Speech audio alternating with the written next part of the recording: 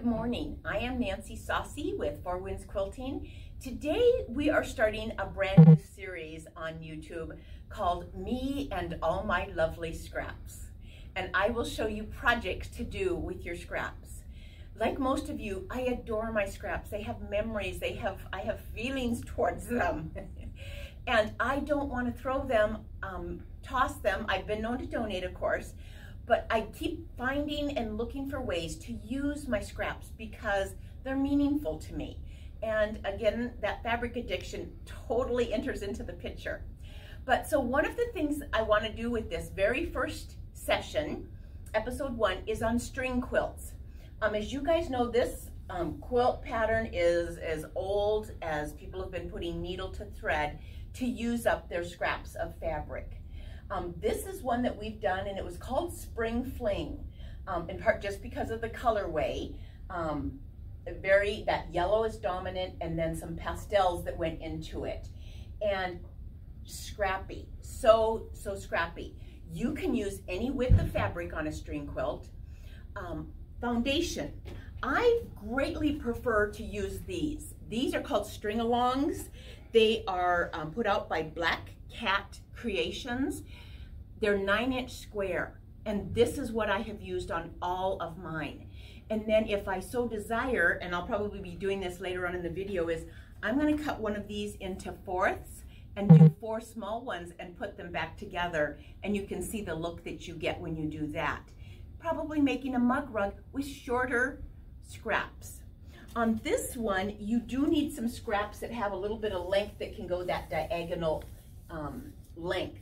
And then of course you trim down once you have all your pieces sewn.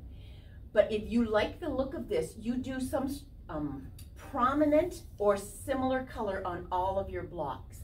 I want to say, I think I have 4 different fabrics in my yellows. Oh, there's another one. Yeah, 4, I guess. So that is what I decided I wanted my blocks to have. And then as you can see, they make a diamond shape or an X shape, kind of depending on how you put them together. Then this is one I'm going to take down because I have not added this one. And I'm making this larger. But as you can see, these go together so fast. I use every little scrap I can. If we can angle that down, I don't know if down here on the corners, if you can see how small that piece is right there, that little pink. There's another one down here. So when I'm trimming these off from like this block, I will save anything that I think I can use. Because again, the more scraps, the better it looks. So this is what we're going to do. I'm going to show you what the paper looks like on the back side. I do not mark them. I shorten my stitch length, so it's going to be easy to perforate that paper. But I will wait till my quilt is put together, and then I will remove the paper. Paper is also one that, if you so desire, you can leave it in. When you wash and dry your quilt, the paper will bond with the fibers, the fabric, and batting, and probably over 2 or 3 washings, you will no longer hear any kind of crinkle with it. And so that's a shortcut, depending on how you like your things to be. If you're persnickety, take the paper out. If you are going for fast and easy because you're limited on time and you want to see what that light is like to leave the paper in, just leave it in and quilt it, wash, dry as normal, and you will find out how easy it is to just leave the paper in. Okay, so the string-alongs. You guys, I'm going to show you how I started cutting fabric for my spring fling. So these are, I don't even know what size they are. They're leftover scraps is the main key. So I do 3 of them at a time. I put them down so the fold is always towards my tummy. That's just how I cut. And then I just simply start cutting random widths. And don't do too many 2 or 2.5 inch ones, because the more fabric you have in your scrappy quilt, the cuter it is. And I know that the thick strips take up less room, but it's more fun to have more flavors. So that is how I cut, and I don't really cut, you know, think it through. I just cut, make it work. Over here is one that I have already cut. And there's a 2-inch one, and I think there's a 2-inch one. Maybe that one is too. I'm leaving this last segment. So if I find I need more smaller strips because all of these are too wide, I can subcut this one into 1 or 1 1/4. I can do that. And then I have a 3/4 inch one that I can use. And so that just makes it fun and scrappy. Okay, so you guys, I'm gonna head over to the sewing machine. I forgot to address cutting the yellow.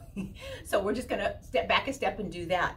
So my yellow, you guys, I usually did these one at a time, and I cut them at 2 1/4 is what I did. And so then this is going to be, where is my, there we go. My center X's, the one that shows up the most often on my quilt. And so we're the most prominent. It's also the unifying color because yellow goes with everything in my book. So wanted to show you that. So now we will get started. Okay. To get started sewing, I simply lay down my yellow and cover the center. You can mark it if you like, and I kind of did that on my first 1 or 2, but you don't really need to mark at all. You just lay it down. It does not need to be centered. This is a very forgiving pattern. The first strip always is right side up. Your second strip, any color that you like, is right side down. I have my 1/4 inch foot, and I am sewing on my Janome 6700. This is my favorite machine. It's the store, one we sew on here at the store. I have one at home, and this thing will go through anything, and I love it. It's a semi-commercial machine, and it is just a breeze to use.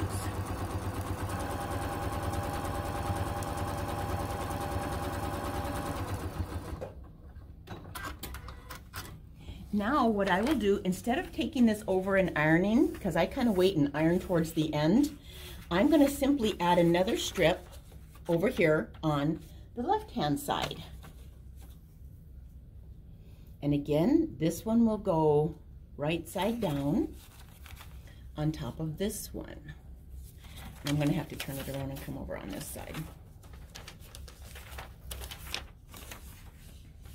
Is there any rhyme or reason to the colors you're picking? There isn't, except I don't put 2 colors together of the same thing. And I try and keep it varied.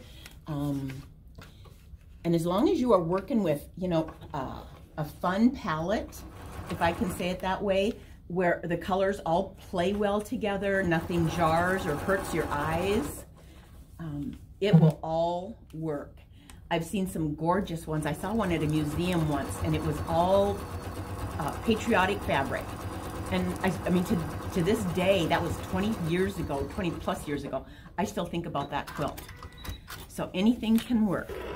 Now, if you would prefer, you can keep a pair of scissors handy, and then, because then you could just kind of trim here so you don't have the long tails on that and on this one. But now I'm going to go back over to the pink side, grab a different color, and keep adding strips of fabric. And you do this until you have the whole piece covered. And of course, this first one, since I just cut, I don't have the smaller scraps, but I save all my skinnier, or shorter scraps for out here on the 2 ends. So that, again, nothing goes to waste.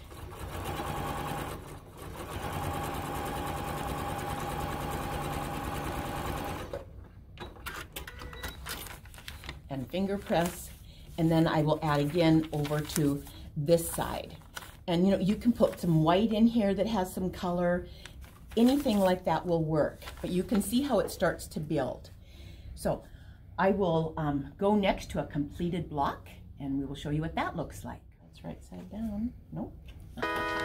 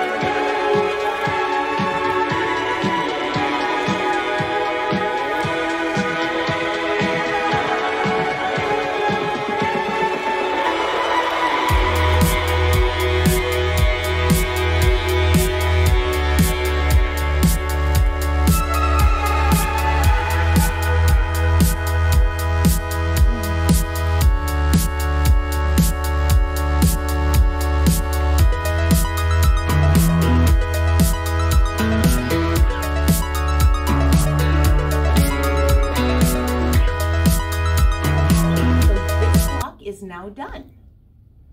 And you can see how messy it looks from the back. So I'm going to trim that up just using a rotary cutter and my ruler. Nice. And I flip.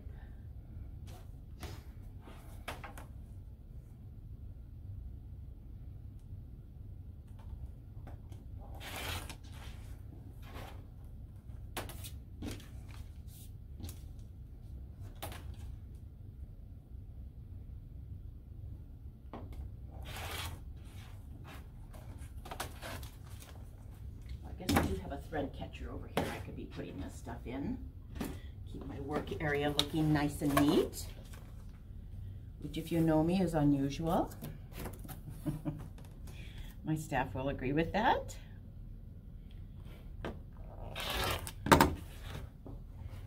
Okay, voila! There's your block. So fast, fun, you guys. I think I did tell you that I used my 1/4-inch foot. And then some of these little pieces here in the corner. So what I will do now is add this to this block. And again, watching my placement, because I want to keep that yellow going. And then that will go up and be on the side of that one. And I think I'm gonna do that and then one more row across the bottom. So then I want to talk to you guys just a little bit about, if you have a pile of smaller scraps, what do you do? So this is stuff I was just grabbing. These are left over from Christmas projects. As you can see, I mean, we've got everything. Ooh, this was sewing fabric that I have a little pile of in my sewing room. We carried this line at one point. I want to think it was from Quilting Treasures. It's been gone for a couple years. But again, I love my scrap, so I saved it. But I think I'm going to make a little mug rug for my sewing room with this. And then all you do will be interspersing that red in between the light colored ones, or that fun little multicolored one with the pins, and making that work. If you have a larger piece, though, that you want to use for your backing, set that aside. But how fun would that be? So I think I'm going to play with that here later on and show you what that looks like. Then on this Christmas one, we used to do a little class called Quick Christmas Cuties. And it was 5 or 6 projects in one day, and we had everything cut. So I have these leftover ones, but thinking how small they are, trying to figure out how to make those work. So what would happen if I took one of these strings, cut it into 4ths, and then simply had less, I didn't need the length in my scraps. I could use the smaller scraps. So I thought that could be really fun. So I'm going to do that really quick.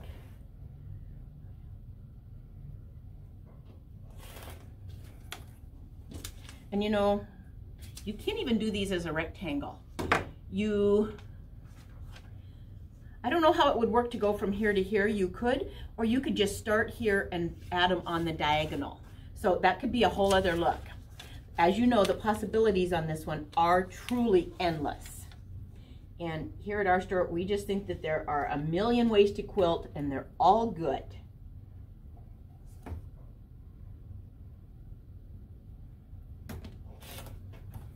Okay, so now I have 4 little squares. I can find my center. Let's say I do this one. I'm going to probably have to cut that. And then I can simply start adding things to the other side, is what I can do. And then I can finally get in and use these smaller pieces right over there. So I don't know if I'll have as much variety in this one. I'm going to be doing some cutting though, but then that helps use up all of these little squares. Now, see, I could do that one. You can just really keep it very festive with all those scraps.